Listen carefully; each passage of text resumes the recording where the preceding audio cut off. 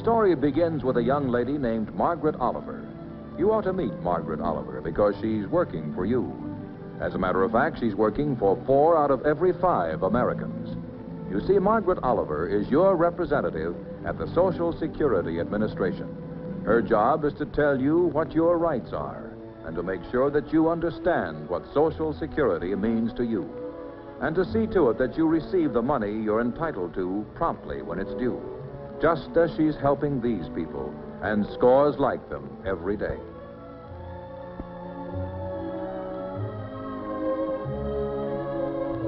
The story of Margaret Oliver's work and your Social Security goes back a long way, when this was a portrait of the future for millions of Americans. When they reached old age, they found themselves lacking the means to meet even their barest needs, and so they were forced to become wards of public charity.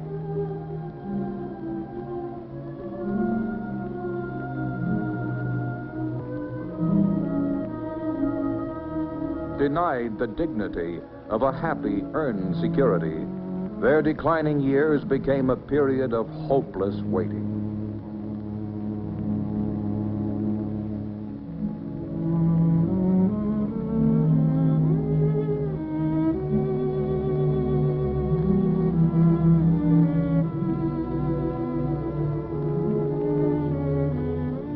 Alone, these people could not work out the picture of a happy old age. Something had to be done. Something was done. In 1935, Franklin D. Roosevelt put his signature on the Social Security Act. This Social Security measure gives at least some protection to 30 million of our citizens who will reap direct benefits through unemployment compensation, through old age pensions, and through increased services for the protection of children and the prevention of ill health. Then, 15 years later, Congress passed a new Social Security law, a law designed to meet today's needs. Signed by President Truman in 1950, this act gives Social Security a new meaning for you. And so today, this is the portrait of the future, a picture which Social Security helped make possible. Under the Social Security Act, most American families are now able to insure for themselves an income that is guaranteed for life. It's an income provided not by charity or relief, but by federal old age and survivors insurance. Insurance that is bought and paid for. Here's how it works. Old age and survivors insurance is earned by most of us because most jobs are now covered by the Social Security Act. After working about a year and a half, you become insured for the next year and a half. From then on, you're insured for an additional year for each 6 months that you work. At the end of 10 years of work, you are insured for the rest of your life.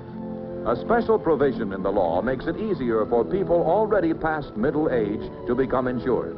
The amount of work they need depends on how soon they'll reach 65.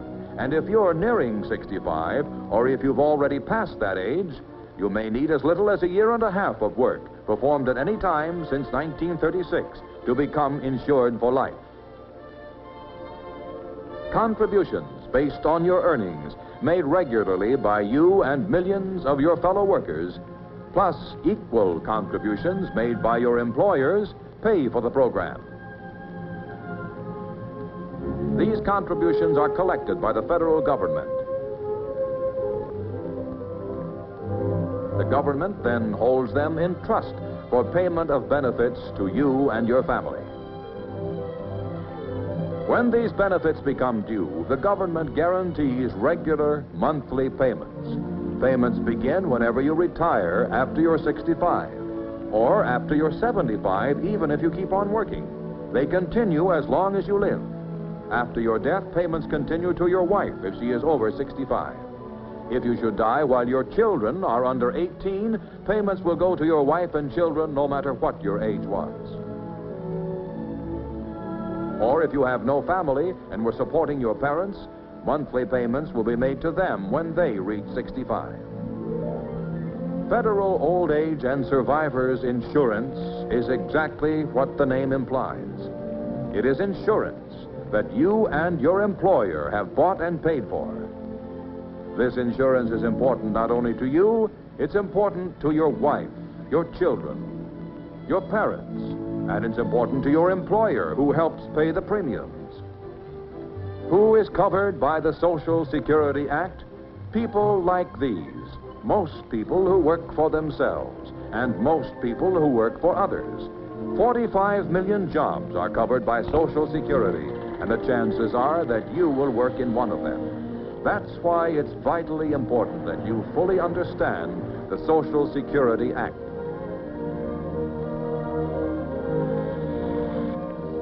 And that's why across the nation, hundreds of Social Security field offices have been set up to serve you. The duty of every person in these field offices, managers, receptionists, field representatives, and claims assistants like Margaret Oliver, is to give you the greatest possible service and assistance. Since January 1951, a lot of people coming into field offices are workers whose jobs are covered under the new Act. Here they take a momentous step, applying for Social Security cards. Naturally, many have questions. It's the claims assistant's job to know the answers. Tom Reynolds here is self-employed, and like almost 5 million others who own their own trades or businesses, he is covered by the new Social Security law. He will report his earnings every year when he pays his federal income tax.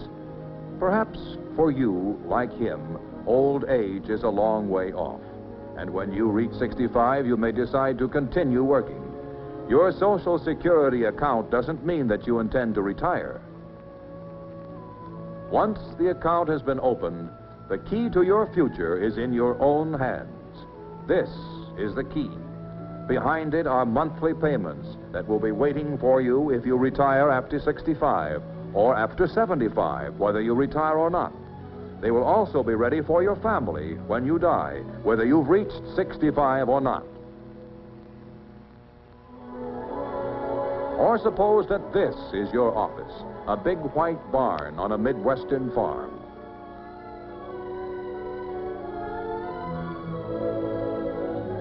Suppose you're a farmhand, like Alvin Decker here. Then you too, probably, will be covered by the new law when you've worked regularly for 5 months on one farm. Old age insurance will be mighty comforting when you're no longer fit for work like this. That's why you need to get your Social Security card now. Where? At your Social Security office. Or go to the post office if there's no Social Security office near your home. At the post office, you can get an application for your Social Security card.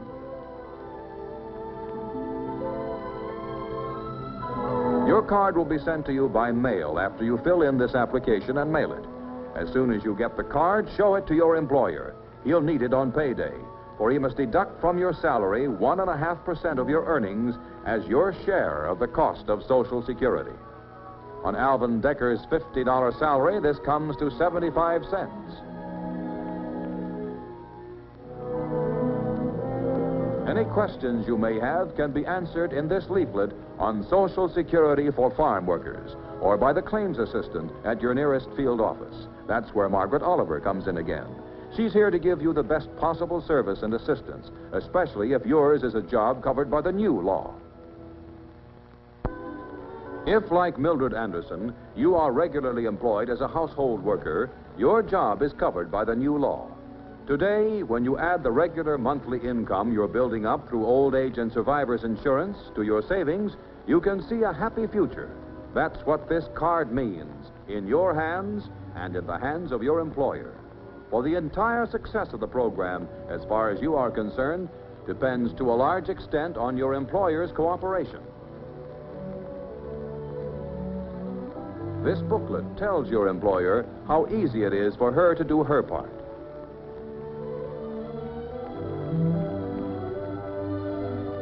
It's just a matter of filling out a brief form 4 times a year, putting the required amount of money into an envelope, and mailing it. By this cooperation, your employer is helping to ensure that, like Mildred Anderson, you will have a monthly income when you're ready to retire.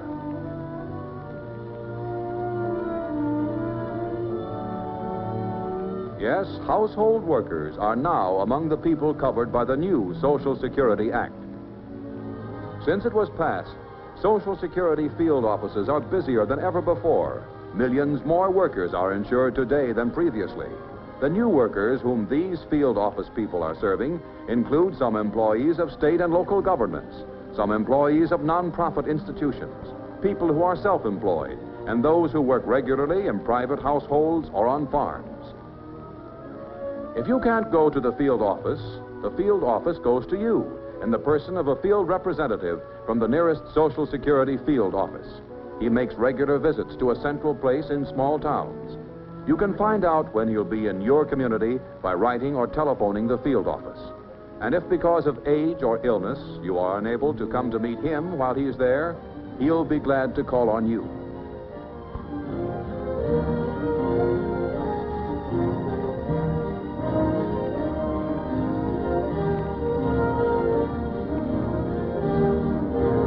Social Security is a highly personal matter, and the job of the representatives in the field offices is to maintain personal contact between you and your Social Security Administration.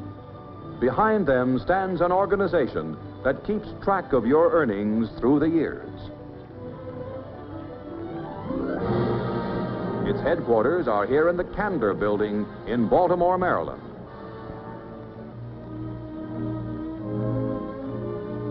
This central accounting and bookkeeping system enables the government to fulfill its part in your Social Security. More than 117 million personal records are listed here. The names, Social Security account numbers, and birthdays of 746,000 people named Brown, 484,000 people named Davis, 605,000 people named Jones, and more than 1 million people named Smith. If you have a Social Security card, your name is here. Your name and enough other information to identify you positively, regardless of how many other people have names identical to yours. These bookkeeping operations are as modern and efficient as mechanical ingenuity can make them. The machines are the latest and the best. They have to be, to handle nearly 750,000 personal records every day. And they are one of the reasons less than 3 cents of the Social Security tax dollar is all it costs to administer the entire old age and survivors insurance program. Mechanical efficiency may be the keynote, but the facts that these machines are dealing with are highly personal. A record of your earnings and your contributions toward your future security. Your name, your Social Security number, your birth date, your wages. Personal information that by law must be held in the strictest confidence. Year by year, your wage credits build up. Credits that mean earned security for you and your family. When the time comes, whether it's 30 years from now or tomorrow, those credits will be converted into checks. Checks like these, but with your name on them. Checks which represent the benefits of insurance that is bought and paid for.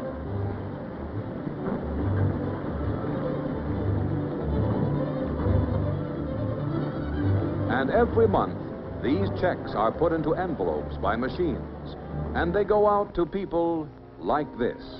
The amount of your check depends on how much you earn. The maximum any family can get is $150 a month. The Lester Steeds, retired, get $95 a month. Geraldine Butcher, widow, gets $57 a month. Nancy Ferguson, dependent parent, gets $43 a month, based on the earnings of the daughter whom she survives and who was her chief support.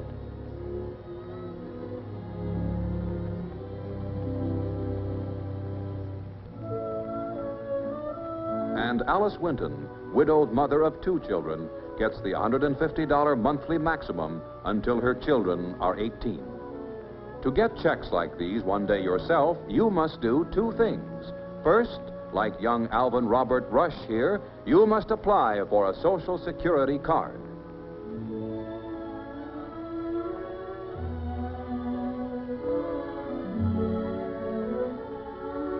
This card that Alvin is getting is his key to Social Security. It is his key to a secure old age. If your job is covered by the law, you too need a Social Security card. It is the only way to start your Social Security record. The second thing you must do yourself, as Charles Shearer here is doing, is to file your claim for benefit payments, whether you are claiming old age retirement payments or survivor's payments as a widow, child, or parent. This claim is notice to the government that payments are due you. Serving this notice is your responsibility.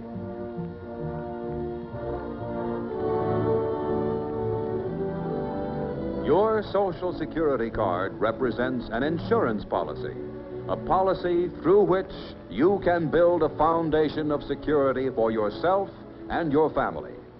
As a person who is buying and paying for this insurance, or as a beneficiary, you are entitled to information, guidance, and service in all matters that concern it. That service is available to you without charge, behind doors like these.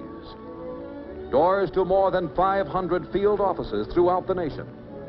Behind those doors, you will find men and women like these, carefully selected and thoroughly trained, people working for you, like Margaret Oliver, helping you get the most out of your Social Security.